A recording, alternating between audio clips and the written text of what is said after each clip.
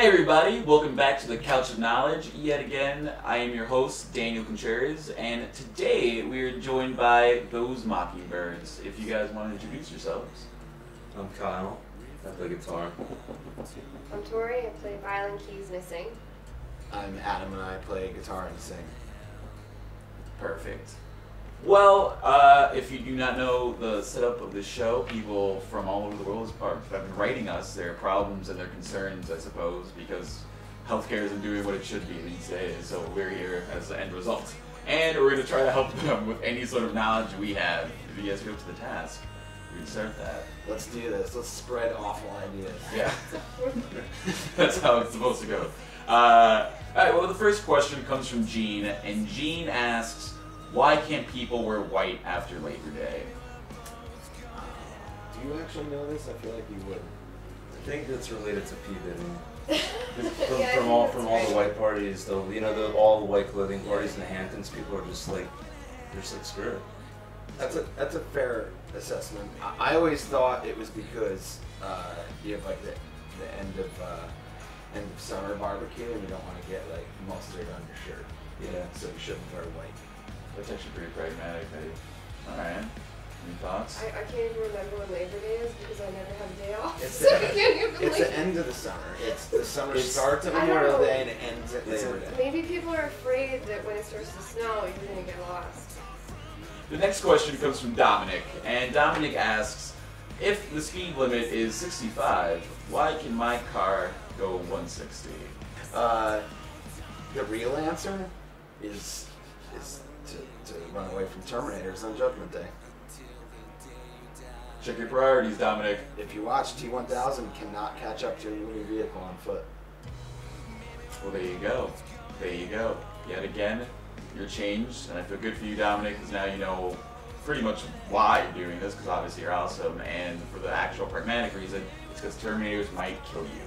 So there's your answer.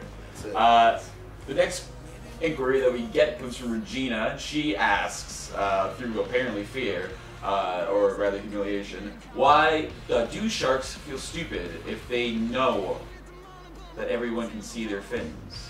Regina, the sharks are coming to eat you. They might just be hanging out. Actually, there are sharks don't eat that many people. It's very But rare. except if they're named Regina. Except for Regina, obviously. Yeah. Well, when you spot their fin, they eat you because they're guys. I think, yeah, it's gotta be embarrassing because everybody knows how big their fin is then. It's like the nipple of sharks is the fin. So Regina, you're asking all the wrong questions. Yeah. Forget the shark fin. If you see that fin, you're gone. Let's worry about the nipple. Our next question comes from Bev, and Bev wants to know, if Garfield is a cartoon cat that ain't got no job, why does he hate Mondays so much? This is great. Everybody hates Mondays, but that's not a great reason to hate Mondays. Yeah. You don't have a job and all you're doing is sitting Well, in that little- doesn't his owner have a job? So maybe like he leaves and then Garfield can't like fend for himself or. Yeah, but then he would hate Tuesday just as much. Plus, Garfield hates John. The next question comes from Savannah, and Savannah asks, if your life had a tagline, what would it be? That's a deep question. My tagline's probably stop bothering me. Stop saying something. That's awesome. Tori, what would be yours? I'm just a little teapot. I can't think of anything. Our next question comes from Pauline, and Pauline wants to know if it is possible for one to smell their own boogers. Well, Boogers are just pollution that gets caught in the hair and the nose. I would It's say like a little bit of mucus and stuff. yeah, I would say yes, because everything you smell, you think is the smell of the outdoors, but that's really filtered through booger. Yeah. So like, you smell a rose, Pauline, you're not actually, it's an illusion that that's what the rose smells like. What you're smelling is rose-scented boogers. Rose being filtered through booger. So, very similar to wearing sunglasses, where everything is one color that you know, and you can take them off and you're like, oh, this is what everything really looks like. You can't take off the boogers necessarily. They're always there. So every smell you ever smell is filtered through booger. So there you go. Our next question comes from Gary. And Gary asks, where do baby storks come from? Interesting Gary would ask this. The answer is actually Gary, Indiana. You're saying that with so much confidence that I believe you. Are you Yeah. sure? Gary, Indiana is where they're all showing up from? Yeah. Our next question comes from Kate, and Kate wants to know, why are cops always standing around doing absolutely nothing? Would it be rude if I gave them a broom? That would be pretty dope, honestly. Hey, cop, police officer, use a broom. I feel like that would be. Well, what if there's nothing to clean? Oh, There's always something clean. clean. There's always something Maybe clean. they can clean up their attitudes. Yeah, I think that would be a good one. Our next question is coming from Terry, and Terry wants to know, if you discovered right now that at some point within the last 2 months you ate human meat, would you be upset? Yeah. Nah. I would. That'd be really. Well, I mean, what form would it be? Would it be like a human hot dog, a human burger? Would it be like a human rack of ribs with barbecue sauce on it?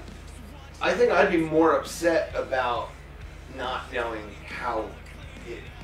Happened? Yeah, that would be my biggest concern.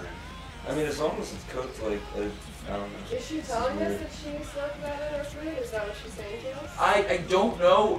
The question was like splattered with blood, but that's normal usually. So when you it's ask for fine, things. It's right? probably fine, I Yeah. assume. Tori, what would Kinda you like do? beet juice.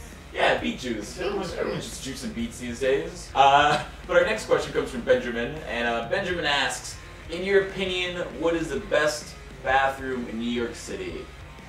CBGB's when it used to be open because you would sit on the throne. There's no fucking lid. You just pop a squat and do it. That was an interesting bathroom. Next question comes from Ashley, and Ashley asks, Hitler and Stalin have a tickle fight. Oh Who loses? Well, what does lose mean? boy. Anyone?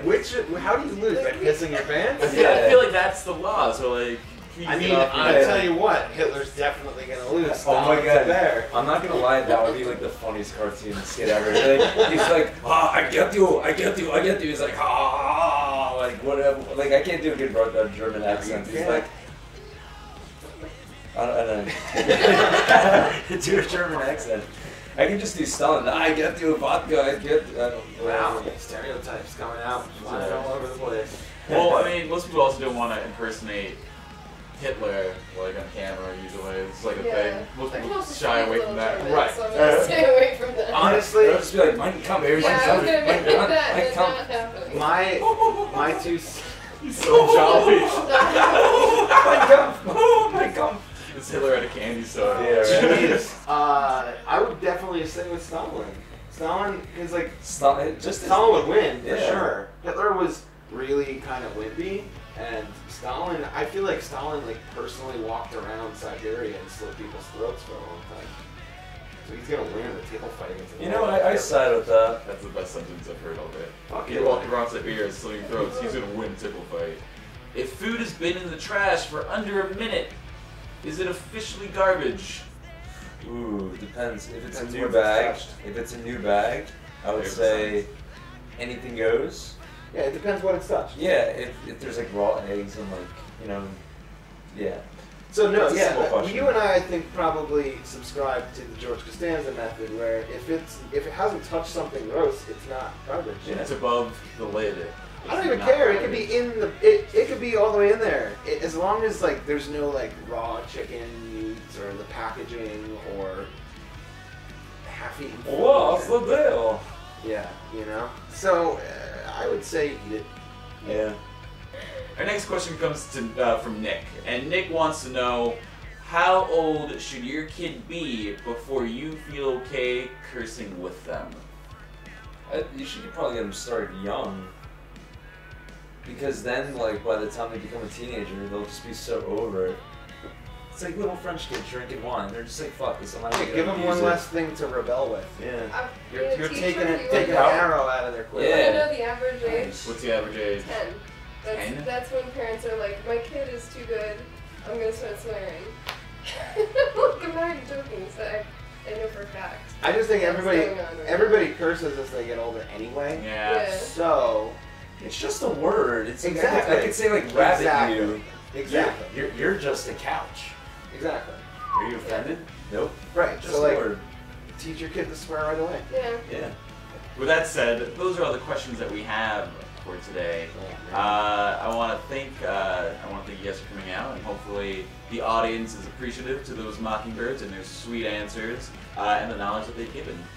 So guys, thank you for everything. And also, their album is out now, Penny the Dreadful, so check it out and give them your fond farewells, Internet.